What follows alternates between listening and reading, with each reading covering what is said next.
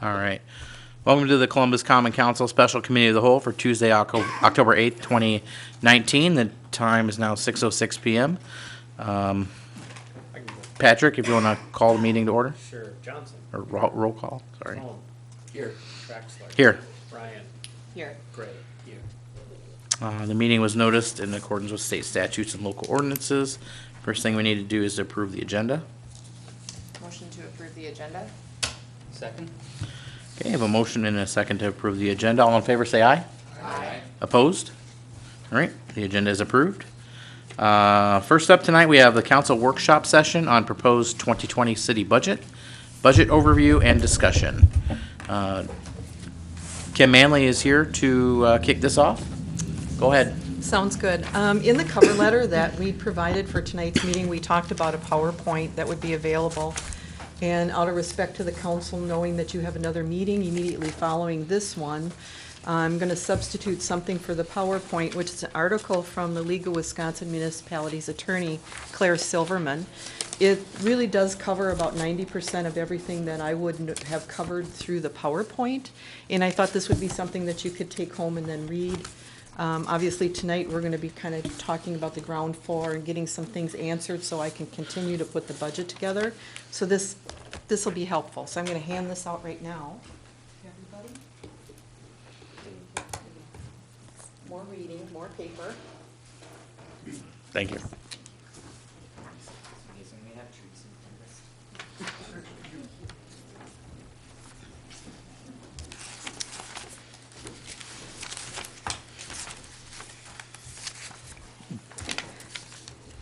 All right. To give you kind of a point of where we are in the budget process, all of the departments have basically gotten their operating budgets into the city. Patrick and I have met with them, and we have a basic budget document pulled together. But we're at a point where I need some guidance from you all as far as some of the core elements of how we're finishing the budget so that we can bring it forward to you. And one of the first items, and it's on your cover sheet, is the levy limits. And what I've got up on your screen, or I think you have it on your monitors, is what a blank levy limit form looks like.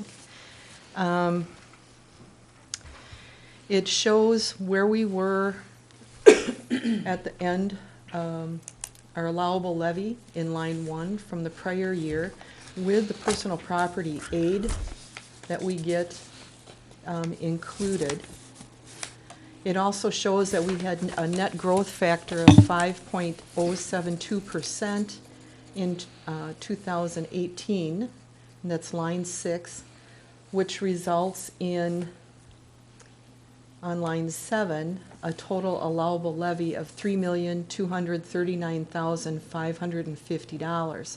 However, because we're going to receive in 2020 that same personal property aid payment, they're going to deduct that from our allowable levy. So in 2020, our maximum allowable levy, just looking at the first piece of the form, Section A, is $3,226,309. Now, my question, the first question that I need to ask council is, there are 2 areas of the budget that really are use it or lose it sections. In Section B, it's the allowable increase of $319. And it really is, as you see, the difference between lines 1 and 2. So it's the $319. And that is a one-time use it or lose it that would allow you to increase your levy by that $319. In Section C, what they have is a rolling 5-year period, and when you have unused levy or unused percentage of levy, they calculate that into an allowable increase. And as you can see, our primary unused levy came from line number 5, which is from 2014, which was 3.704%. That allowable increase then gives us the opportunity to add another $114,540 to that number up here, right here. So that's the basic first page of this form. And those are some decisions that we'll need to make. Now, the use it or lose it numbers have to be done with, like in a resolution form, so it would come to the committee of the whole and then a regular meeting for you all to make a decision on. When we get to where we are with the budget and we look at that levy summary, that legal size piece of paper, the number that we have initially includes the 114,540 and the 319. Okay? So, Which number includes those two? it would be, I didn't want to get that far yet, but when you look at this first levy here, Ed, in the orange, that says without debt, yep, that would be your, including the 114.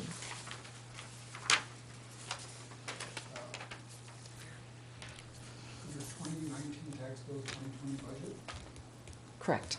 Okay, and that's made up of what two numbers? The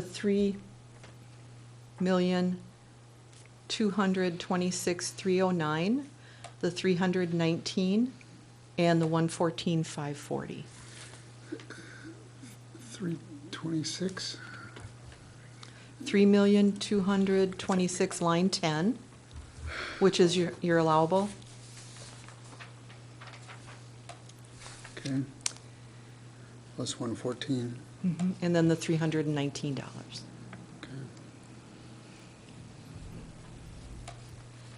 Now, page 2 of this levy limit worksheet gives us some options. The majority of the center of this really doesn't pertain to us. We didn't have a, like lines F through, F through, come on, there we go.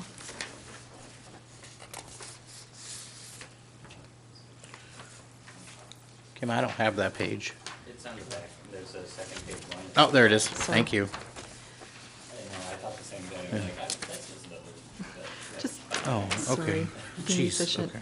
Just through F through Q really don't pertain to us at this moment in time.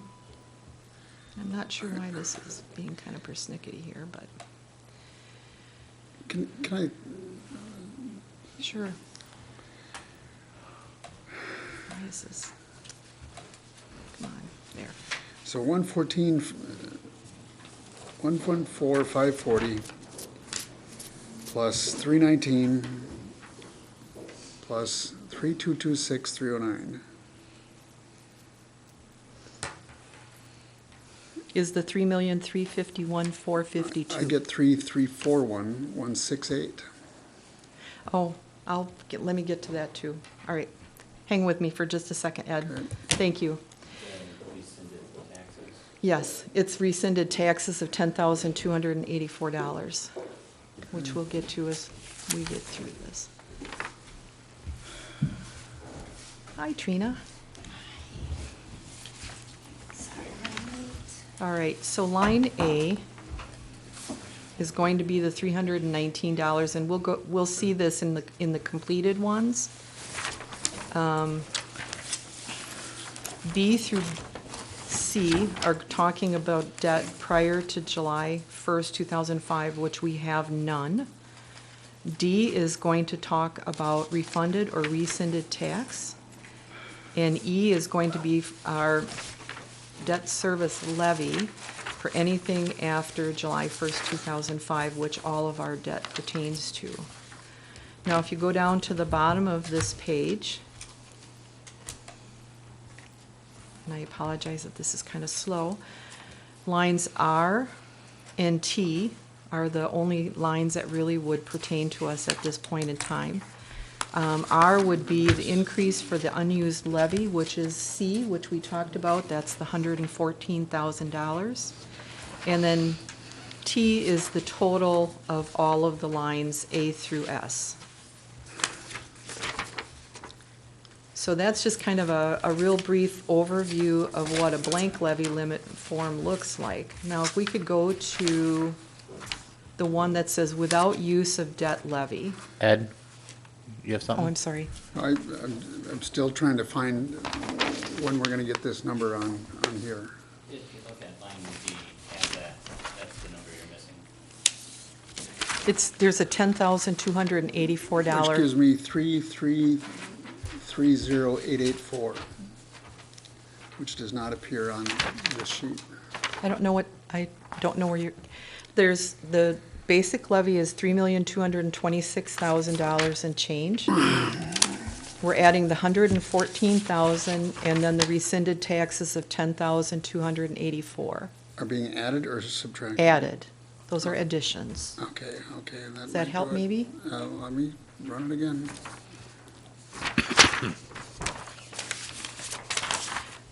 I'll tell you what, look at the monitor, this might help you. This is the levy limit worksheet without the use of debt levy in the calculation.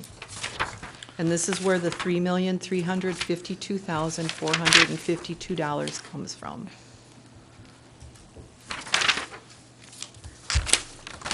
All right, there we go. All right.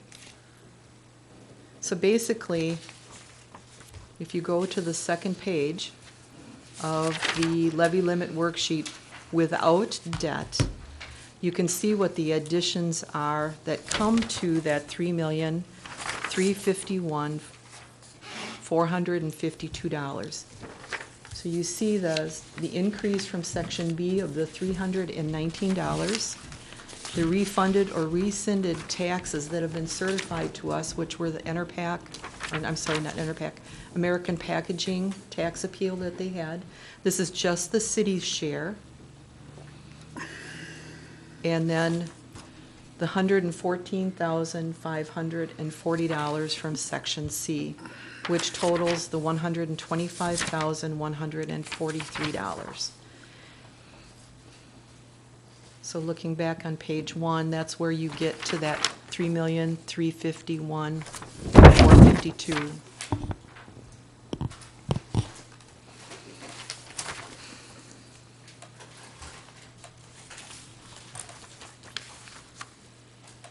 Right, so the forms are basically identical. The only exception is that we haven't used any debt levies in the projections so far. If we do that, and hopefully this will come up, something happens in the sense that now we're assuming that there's going to be a debt levy in 2018, 19, and 20. And so you're really looking at a situation where on the second page, you can add in the upcoming year's debt levy, not the payment, the levy. But what happens on the first page is you have to then deduct the levy for the current year. So you're always playing this game of you're adding one, deducting the other. Now that's nice in the sense that if you have years where you're deducting less than you're putting on, you have a little more capacity to your levy. But the danger with that is the flip side. If you have an upcoming year where your debt service payment drops and you had a higher payment that current year and you're deducting it, now you're taking levy capacity away from the city. So it's kind of, it's the governing body's choice to do, but it is one of those things where it can really become a roller coaster. In previous years, the city hasn't used it, and I did provide a schedule from 2011 forecasted through 2022 of the levy limit showing with the debt service on the top and then kind of breaking out what we actually did in the center. And it kind of showed how oftentimes without using the levy, debt service levy in the formulas, we actually came out ahead. We actually gained about $360,000 in levying capacity by not using debt. there is nothing that says that you have to use debt. There's nothing that says that you can't start using debt if you want to.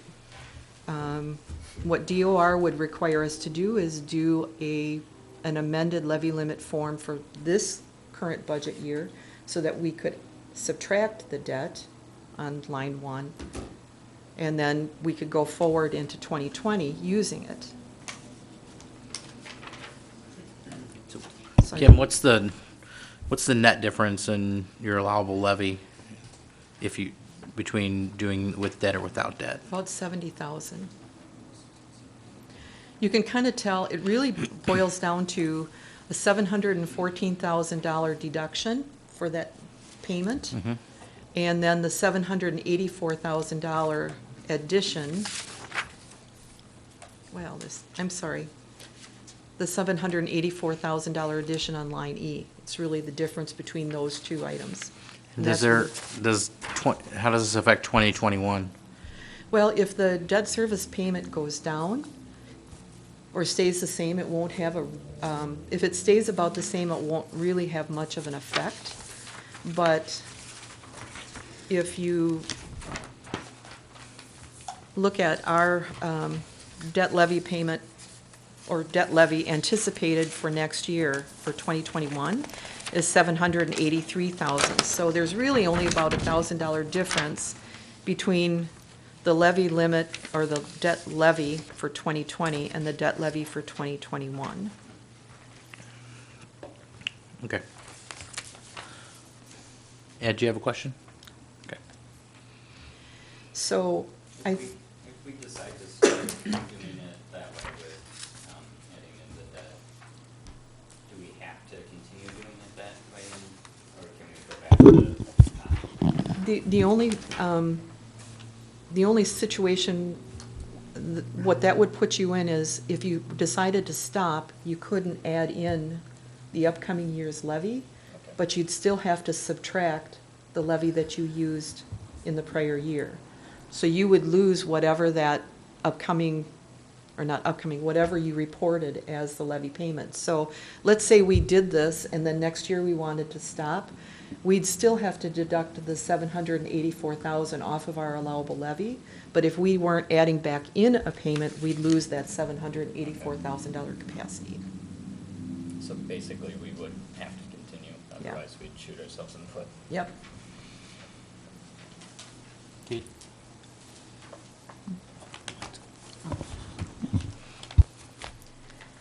So I think just going through this, I think the first thing that, for me to know, is one, and obviously this is a committee of the whole, so would have to come to a regular meeting for a final decision, is do we want debt in or debt out? So that would be the first question. Your goal to that is to basically get an extra $70,000 in the operating budget. Right. If we felt we needed it. You know, if you felt it was worthwhile to start using the debt levy on the levy limit worksheet. I don't know, it feels like it'd be hard to know until we saw what the budget looked like. So Right. you want us to make that decision before we see that? That's hard to do. We don't have to submit these until December, the levy limit worksheet. But what I want to be able to do when I bring the budget to you is at least give you an idea of where we fall. And I can use both options like I've shown in this. And then we can make a decision. But I guess that's just in the back of your minds, that's a decision that has to be made. The other thing is, are we going to want to consider using the use it or lose it sections, that $319 and the $114? So I call it the use it or lose it's. You know, do we want to use that or not? That does require a resolution and a majority vote of the council to have that. So with that use it or lose it amount, $114,000 and $319, does that make a homeowner's taxes go up? Actually, right now, if we adopted the budget at this moment in time, the operating portion of our budget is actually going down by 4 cents. So basically staying pretty stagnant. it is more money that we're levying, but because of the growth that we've seen in the city, the mill rate's staying basically the same. Ed, Trina, I don't know whose light was on first. Oh, okay, Trina. Oh, I guess I would lean towards seeing it with the 70,000 debt out first. Okay. And then knowing that we had the option to add it in. I don't know, it's just how I'm leaning. I can do that. I mean, like I said, I'll run both models, and then you guys, you can obviously are the ones that are gonna make the final decisions. You can decide on where you wanna go with it. The other caveat to all of this is we don't have our final statement of assessment yet from the Department of Revenue. That won't be out until October 15th. The only thing I have right now to work with is an estimate that they provided earlier in September. So once we get that too, that'll be a factor, because that's what drives what your mill rate is. Because it's the levy or the dollar amount you're raising in taxes divided into the value of the community. And that's what creates your mill rate. So that's just a caveat, that's just a side note. All right, so the use-its or lose-its, Ian? The only thing that I worry about with adding in the debt is if we potentially go down and then losing more levy, or if we want to, like, I don't know, it seems risky, because looking back in our history, we've fluctuated greatly year to year, and personally, I don't know if $70,000 is worth the risk, in my opinion, but that's my thought on it. As far as the use it or lose it, I agree with the growth of the city. I can't see it affecting any individual property owner, so I would say we should go for that, but All right. those are my opinions. Thank you, Ian. Thoughts? Tom? Question, just for clarification. So the debt levy that's included is all GO debt that we currently have from 2005 till now. right? So if we increase that debt levy in next year or the year after, how does that affect the levy at that time then? If we're increasing the levy, does that favor us? We could actually increase the levy capacity if we're constantly increasing that dollar amount that we have to levy for taxes. It doesn't mean that the council levies 100% of whatever that allowable levy limit ends up to be, but it would give you more base to work with as far as the dollar amounts you could use to levy for, the budgets. Guess my initial thought is that if we were going to go down that path, that we would strategically have numbers in mind. I know we've got bonding this spring for the road projects. We're going to have short note or short-term borrowing for some other items, and then we have the Highway 89 project. And I guess I would rather have a larger conversation about if you could strategically use this to your advantage and stick with the plan, as opposed to kind of dip your toe in it and then change your mind the following year or 2 Right. years later. I think we could be shooting ourselves in the foot. at this It point. almost seems like, following that would be if you were going to want to get into the debt, which, I have to kind of agree with Ian, it can fluctuate, which then creates an uncertainty in what you can levy. But right now, we have no idea what our debt service payments are going to be for what we're borrowing next year, or what the Highway 89 project's really going to entail as far as borrowing. So with that being said, we kind of have a little bit of an unknown for 2021 and going forward, because we don't know what those payments are going to be. 2020, we're pretty certain. We know where we are. We know what we've borrowed. We know what those payments are going to be. We know what revenues we have to offset those debt service payments, so we know what our levy's going to be. But I agree, 2021 is going to be a completely different picture, as well as 2022 and 2023. And, thinking even further into that is TIF 3 closes.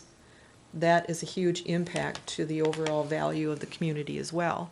It's kind of like what we're seeing right now with all the growth we've seen in TIF 4. That's really increased our overall value for the community. Once TIF 3 comes off, that's going to have another impact. So I just think there's a lot of good things out there. All right, so those are two questions for you. Now, one of the things that I thought was really interesting, I haven't done a levy limit worksheet for a few years because it's done by the clerk. And I attended a levy limit seminar or training session that was put on by Ellers not too long ago. And something that came up during the discussion was the fact that there is a state law that says if you create user fees after 2013, the value of that user fee that you put on the tax bill now has to come off of your levy. The only thing that doesn't affect that is anything to do with recycling, the operational costs. So one of the things that I would like the council to entertain, and we'll get into this more as we talk about the actual more guts of the budget, is the fact that we could roll the recycling operational costs and revenues into the trash and recycling fund and have that as an addition to the special charge that you see on your tax bills every year for trash and recycling. And I did a few calculations, and it really would only make about a $4 or $5 a year difference to do that. And that would take about $20,000, more or less, off of the operational budget, move it to that special fund, and make it a user fee that shows up on your bill, tax bill each year. And then that would take money out of the operating side of the general fund budget, which then could be used for something else. So, I mean, that's something to kind of think about too as we get into this. And that'll be something I think will maybe come into play when we talk about where we are as far as, are we meeting the levy limit? Are we not meeting the levy limit? Is this an option we can use to get us to that point that we match the levy limit or we're below? So that's just a caveat or something to kind of keep in the back of your minds. I think with that, we're kind of to the point where I'm going to go through this with you, unless you have more questions on the levy limit worksheets. I think maybe, do you guys want to answer the first two questions? The use it or lose it items and using the debt? Do you want to give direction on that now, or? Because I don't see a reason to wait. I mean, we could talk about it now and give a decision. Mike? I had one question, Ken. I'm trying to find the right page, but on the worksheet, you had the personal property tax aid, Yes. 15,571 on line 1, and then there's a different amount on number 8. Could you explain why those numbers are different? Because what that actually represents is action by the government, the state of Wisconsin, to not charge personal property taxes on certain types of personal property. They froze the values as of 2017 and then eliminated them. So this personal property aid is supposed to reimburse us for that lost revenue. The fear that I had with this, and I called all the senators that are the people that put this before the state, was the fact that how were they going to sustain it, and how did they decide that 2017 they would freeze it and not allow for any increases? This is our first payment. Next year's payment will be that much less. So my thinking is it's going to go the way of the recycling grant, where they started out here, then they went here, then they went here, then they went here, and then they eliminated it completely. So that's, when you look at that spreadsheet, that's kind of what I did, is I looked at it where we were with the 15,000 being received this year, 13 will be received next year, deducted, subtracted that, and then assumed that the same thing would happen going forward, that we'd see some kind of reduction every year going forward until it no longer exists. Do you know what state law guarantees right now as far as how long they're going to continue that subsidized payment? The way the bill was written was that it's part of the budget, so it's a biannual. Okay. Mm-hmm. Okay. And then they'll review it again and determine whether or not they'll fund it. Okay. Thank you. You're welcome. Ed? I have a question. The municipal court number that's on the 2020 budget, is that your projection for how much it's gonna cost us net, or where does that number come from? That actually 51,000? comes from the municipal court budget that they provided. The judge and the court clerk. The municipal court, So that's their proposed budget. that's what they would need in subsidy from the city in order to operate as a municipal court for next year. Okay, We do get fines and forfeitures from municipal court, and that's included in the general fund.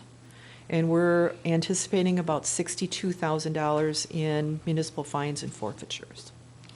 okay. Judge Sheldon's been made aware he'll have to come to a budget workshop to explain where he's at with this number, so. Okay, so this is merely a proposed number, not anything that we've signed off on. Right, yep. Thank you.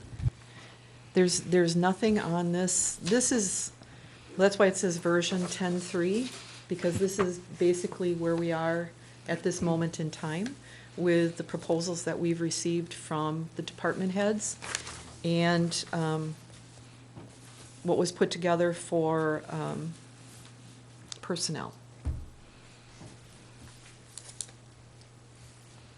Court's gonna be a little bit like the library, I think, you know, it's being segregated, but still, you know, controlling the budget. You have to know and understand where they're coming from, and you have power to determine what that is. Yeah. Okay, Trina? Oh, no, I was just also confused for the municipal court one. Are we hoping to have around $11,000 profit over their expenses at a certain point?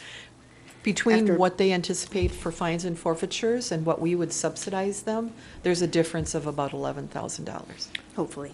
hopefully. Okay, thank you. You're welcome. Yeah, and we'll review that budget too and see where, you know, maybe 51's not enough, maybe 51's too much. You know, that's our job, so we'll get to the bottom of that. But it sounds like we're on a good track to have a profitable court, which was, you know, goal one for me. Right. It's gonna, you know, we're not gonna be above water completely because we had to fund it to start it, so. Right. But, it's a good start. Yep. I was glad to hear that. So as far as answering these questions, the use it or lose it items, it sounds like that's not gonna really affect, you know, a citizen's tax bill, It should, because of the growth. right. So the question of the council, they need to know, would you like Kim to move forward with the use it or lose it items? Yes, I would. I have all yeses, so there you go, Kim. Right, thank you. And then for to use debt, or to add the debt, is that how you say Well, it? it could be debt in or debt out. So it sounded, okay, so, We can wait on that, Andy, if you want to get into the budget a little further and determine if you need that $70,000 or not. well, we can always find a reason to need $70,000, Oh, so. that's true. That's a very good point. I'll just say now, I don't wanna, I don't want to use that to get the extra 70,000, especially with what's coming forward, in the near future. I think Ian was on the same page. All right. Mike's shaking his head. Okay. It's up to, It's just too risky to gain 70,000. Okay, Good for us now, may be horrible for us in 3 years. yep, that's true. I just wanna chime in. I think everybody, I don't know, to make a statement that the 114, well, I agree, I think it's the right way to go, will not affect taxes. If you don't use it, you're not levying that much. So Right. essentially, taxes would be lower. Going down. That was my point when you Right. asked that before. but on the other, I get that, and I thought of that too, and then I thought, well, you know, $114,000 could go a long way towards yeah. some of our other, you know, crumbling road projects that, we're far, far, far behind on, and other issues, so. Sure, and I would agree with you that I think you it's, should- you you should know, take advantage of it, yeah. It's always in our best interest to do what's best with the taxpayer money.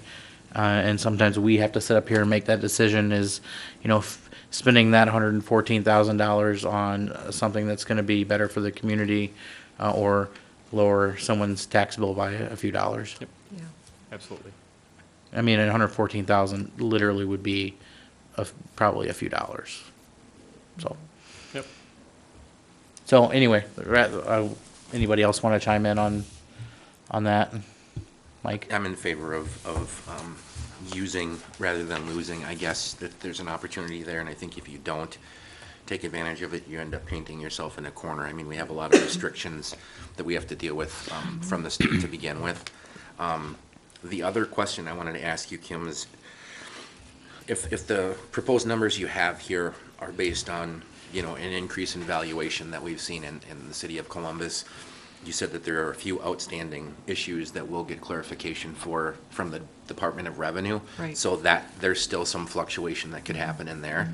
I mean, worst case, best case scenario on the information, how much could that impact the proposed levy limit you have right now at $750? That won't change. The actual levy limit that we see on the forms won't necessarily change because they've already determined that net new construction percentage is 5.072. Okay. Where we are still waiting for information on them is the assessed valuation for the city. And what they gave us was a statement of assessment with everything but manufacturing, which they assess. And they gave us an estimate for manufacturing. That won't be finalized, like I said, until the middle of October. And then that will be formal, and then we'll actually know exactly what our assessed valuation will be, which then calculates into what our mill rate would be once we determine how much we're going to levy. Okay, so I know when we created TIF 5, there was some discussion about the valuation of the From development in TIF 4. That's still not been determined, but since that's in a TIF, would that valuation affect any of the proposed numbers you have here as far as the mill rate? No, no. Would not? No, because the TIF levy is actually outside of these numbers, and it's actually calculated by the state on a TIF worksheet and gets added into the overall levy for the city. So what we're just dealing with is what we have control over, which is the operational budgets. Okay, thank you. You're welcome. Sounds like use it or lose it, it's good to go. Okay. And then the debt part, I was looking for more guidance from the rest of the council. Ian was a no. I'd rather be more strategic about it and Yeah. more time and actually planning to do it if we wanted to do it. Yeah. Okay. And then I think with the recycling, what we can do is take a look at where we are with the, when we get all the budgets together, we'll have one more sheet like this that will tell us where we are. And then we can look at if we have to cut or if we have to move things around, then you can look at maybe the recycling option of moving that into that fund and then adding it to that annual fee that's on everybody's tax bill. We may not need to do it, Sure. but at this point, that's an option available to you if you so desire to take advantage of it. With the trash and recycling, Kim, where are we at with our contract with the county for collection services? I think we have Going one into more year year. 4, right? Yeah, I- 4 or 5, I think we're going into year 4 in 2020, right? I think you're right. Is it already? Wow. Yeah, And they had built-in kind of price increases throughout that so. contract? yeah. Okay. Right. Everything's all expected. Okay. So there wouldn't be any changes. Yeah, the contract won't change. Our cost will change because their costs obviously are going up. So Sure. we've maintained it at about $161 over the course of the last 2-3 years. And that's primarily because we did have a little bit of a cash balance there that we could use. But we've been, running that down every year. And I'd like to see us keep at least 1 month's payment in there, so we've always got that as a reserve amount. But I do see that we'll probably be about 170, 175 if we add the recycling in. So it'll go up about $9 to $10. I'd be, fine with continuing that conversation as we kind of work our way through the budget to see if it's a possibility. I think when I, look at the annual bill for curbside recycling and trash pickup is $2 a week or something. I mean, if that. Yeah. So I think maybe getting a little bit more capacity in the operational budget and putting that out there might be might be something to look at, especially when we've been discussing, you know, improvements out there, et cetera, too, so. Right. Mhm. Agreed. So, I mean, this is, like I said, you really helped a lot, because there are things that I kind of need to know, especially the use it or lose it, so that when I go back and start, you know, talking to department heads, I know what we can bring to you, and make it, like I said in the cover memo, make it an intelligent budget, so that we aren't going around and around and around. Hopefully that won't happen. One last thing is, we talked about budget formats, and so, I've got kind of a schedule here. Kind of broke it out into 6 different meetings, trying to get, some of them might be kind of long, I apologize, but. I got one. Can you make sure you leave that for Jason? Yep, I'll put everything in Jason's box that I can do out to you. Thank you. I was hoping that maybe we could nail down the first 2 nights, or the first 2 boxes. You know, we could nail down a couple dates before I leave tonight, and then that way I can make sure that the department heads that are impacted by this can be available and ready. So the first meeting would be some of the smaller funds, which would be the May Ward Beautification Fund, Cable, Trash and Recycling, and the EMS district that we belong to. And then a discussion about the general obligation note, to go through the list of the items that we've kind of put together as placeholders so far, and try to get a little direction on that. The second meeting would be administration, which is everything from council, contingency funds, codification of ordinances, attorneys, audits, HLPC. It kind of covers the administration of the city. Emergency management, the fire department, and police, so you're kind of in a public safety mode there. So if we could, like I said, if we could at least get maybe the first 2 dates set, that'd be really helpful. And then can you give the council an idea of timeline, like when we have to have all this wrapped up by? Well, the last couple of years, we've adopted our budget. I think last year it was the 4th. December. Was it December? And then the year before, it was the special meeting in November, the last week in November. So we'd have to have everything wrapped up by December 3rd. That would be the final adoption of the budget. However, there is a public hearing notice that has to go out, and we have to have a public hearing. It's a Class 1 notice, so it's a 15-day window between when it's noticed and when we meet. So let's say, just for argument's sake, we wanted to hear the budget on the 19th of November. The publication would have to be in the paper on the 2nd of November in order for it to be heard by the council on the 19th. So that's just one thing that we have to kind of keep in the back of our minds, is that we've got to have that public hearing notice at least 15 days before we actually have the public hearing. Right. So I'm seeing 5 review meetings, and then and then maybe a 6th meeting here, and about probably 5 to 6 weeks to get it all done. That's all right. All right, so I would propose we start again next week with the first one on Monday or Thursday. I'm available. Thursday is planning commission. Yeah, I can skip that. Ed can't. Ed is, oh yeah, you're, that's right. About the 14th, next Monday?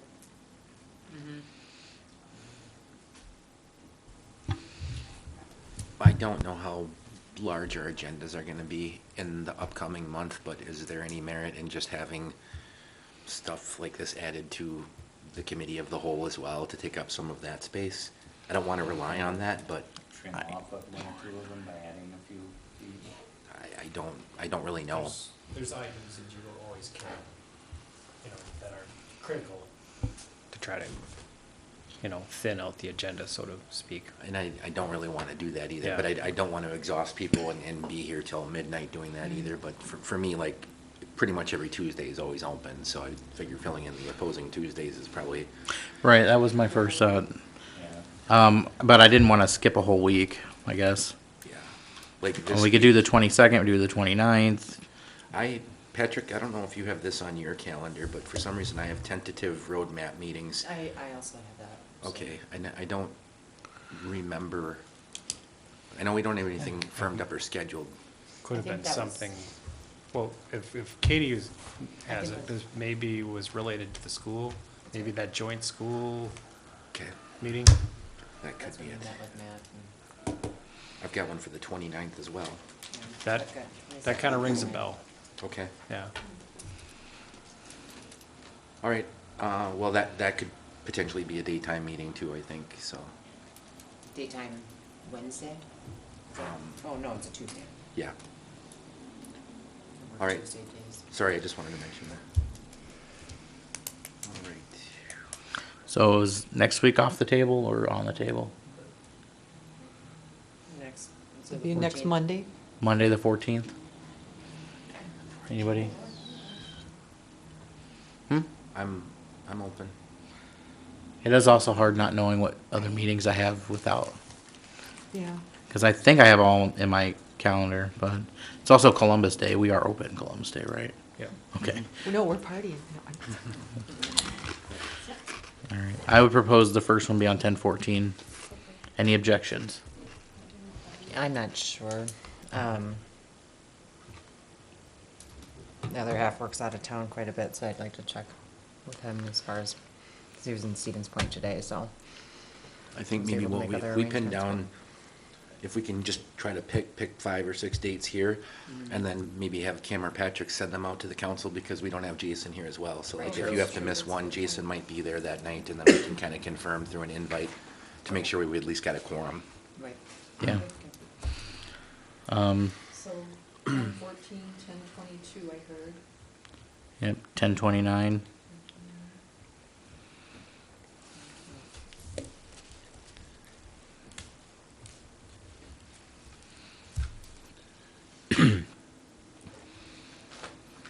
And any other dates, anybody? Like, we stick into, anybody open to 2 a week, or is that too much? Depends on the week. Well, yeah, not a council week, because then we have. Well, the then end we'd of the have month, you've got a birthday. I was gonna suggest Halloween. Oh, You probably don't wanna be here. So October has the 5 Tuesdays, so the last week is bonus week, so to speak. Yep. I would put 10/28 and 10/29 on that list as available dates. I could probably do that last week. I don't think I have any meetings, or not normally. So you have the 14th, the 22nd, and then the 28th and 29th? So far. So far. 29th will almost certainly work for me, because I just keep Tuesdays clear. 28th might be an issue. It's the last week of the month, that's gonna be hard for me. All right. We'll keep that in mind. We can send a poll out to everyone. It only takes 4, so. True. Tuesday, November 5th is Council meeting. election day? Oh, No, there's no No election. no election. Um, Council meeting that day. yes, you're right. Yeah.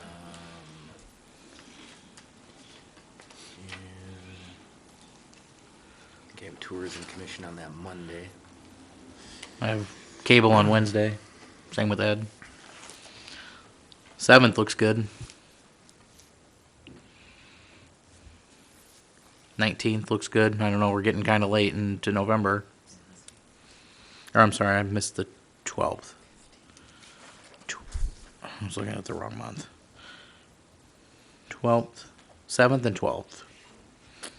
Okay, so I would have to publish on the 16th in order to have the public hearing on the 3rd of December and adoption on the 3rd of December. So just, I mean, that's maybe our stopping point is the 13th. That's, I've gotta have it to the paper by. Well, we can, if we use 11/12 as the date for the final review, right? Is that, and then when do we adopt it? It would be December 3rd. Okay. 12/3 is the train, yeah. Correct. Good point, thank you, Ed. Well, the train's not gonna be here till We don't know when the train's coming yet. probably dark, right? It was just posted, it's at 9:30. That's, No, that means It's nothing. not true. That's- They have to give me the time, and they've Yeah. not done that. There's other people creating events, and then it says Correct. time not determined, so. We could do the 2nd Yeah, December. the other thing, Kim, too, is Yeah. once you put that notice in the paper, you're putting the draft budget. Doesn't mean that the budget can't be changed or Correct. amended between that time, too. So I think as long as we know we've got the bulk of the information down to put out to the public, we can still meet after that, correct? And continue to work on it. Yes. Okay, just And to then, be clear. so if you pick 12/2, then wouldn't you have to be 11/12 would have to be the day? We'd have to have at least enough information for me to put that public notice together by 11/12. What is enough information? Basically, we should have a good idea of where we are with expenditures and revenues, so I know what that levy is going to be for the general fund. In the publication notice, I have to list all of the other funds that the city has in any anticipated levied dollars and end of year 2020 fund balances. So really, it's just having a good idea where your expenses and revenues are going to be and then what the resulting levy is. I think we could accomplish that by the 12th, right? I think so too. I think if you look at the way that these items are laid out too, maybe if there's anything that we want to talk about earlier that we think is going to be a larger conversation, because I think like the sewer utility, that's a separate budget. Right. That's dead last. I think that's appropriate because we can have everything else kind of in the hopper and be presented that, and that's not going to affect the budget. City loan program, I don't really know. CDA is kind of a standalone budget. Municipal court's kind of a standalone budget. Capital projects, debt service, and the TIFs aren't really going to affect that either, but if we feel like we're falling behind schedule, maybe we just kind of rearrange these a little bit and kind of leave those things towards the end that aren't going to require a lot of attention or work. That sounds like a good idea. I think we can get it done. This is what's just provided, so we can kind of keep Yep. going forward. Starting point. What dates did you write down? I wrote 10/14, 10/22, 10/28, 10/29, 11/12. Yeah, 11/7 as I well. threw an 11/7 in there, but that, is just a random Thursday. I don't know anything else going on. There could be How many November dates did you make? 2, 11/7, 11/12. Again, we'll have to get to the bottom of that. Ed, you got your light? Yes, I realize this is merely a draft, but I would propose pulling senior center out of the week 3. I think between rec department, aquatic center, and public works, it's going to be a very long meeting, and I would suggest we pull one out of there. And then the second question is, on the 15-day notice, is that 15 working days? Because 11, 12, It's 15 days, not working days. It's 15 okay, days. so that's 20 if- days until December 2nd. Right, if it's from- published on the 16th, Okay, you you- can't count the date of publication, and you can't count the date of the meeting, so you have to have 15 days between there and here, And you got a deadline date to get it to the paper, right? which is the Wednesday. The Wednesday. before. Okay, that's what I was not understanding, why the 12th was 15 days from the 2nd. I'm sorry.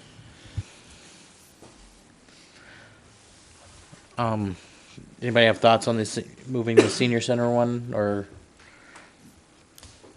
I believe Kim had told me before the meeting that the reason it was placed there is because there's a potential for a part-time position which may share duties, and so they wanted to have that conversation kind of at the same time. Right, with the recreation department. That makes sense to me. Trina?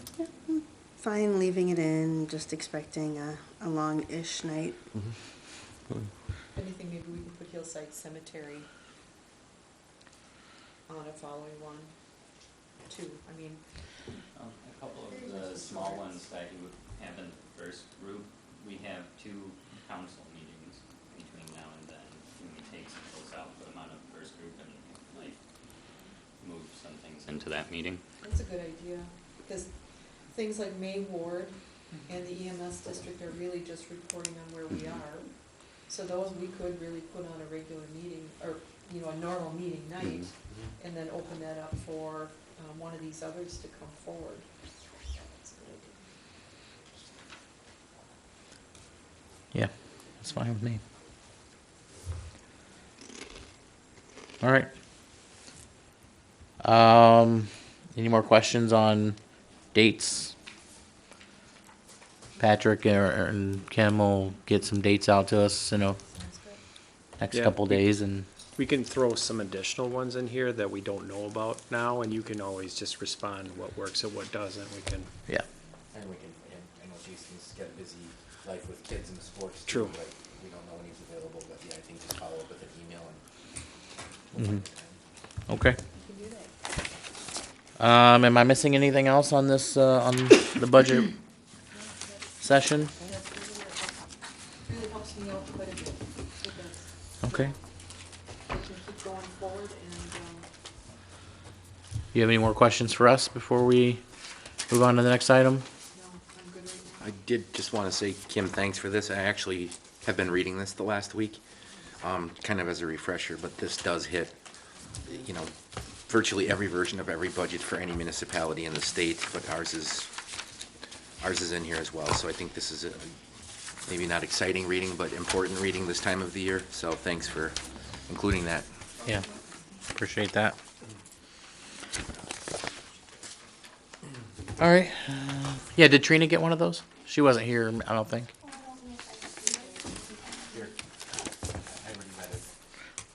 All right. Unless there's anything else, we'll move on to the next, number 5. Convene to closed session pursuant to state statute 1985, sub 1, sub C, considering employment promotion, compensation, or performance evaluation data for any public employee over which the governmental body has jurisdiction or exercises responsibility for the purposes of discussing city administrator employment at the request of the city administrator, Vander Sanden, and the city administrator position and the duties involving specific personnel. Did I read that right? So I would need a motion to go into closed session. I move we go into closed session, for the reasons just stated. Second?